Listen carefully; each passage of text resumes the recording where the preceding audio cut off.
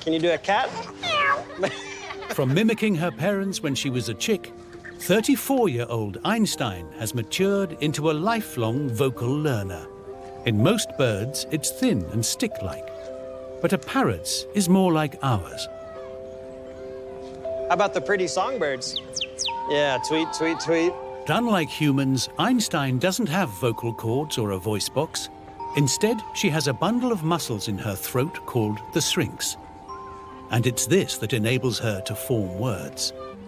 Einstein, what are you doing?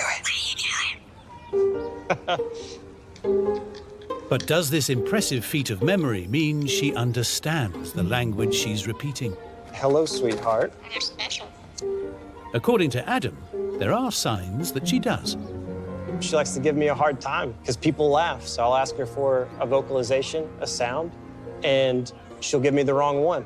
How about a dog? Can you bark?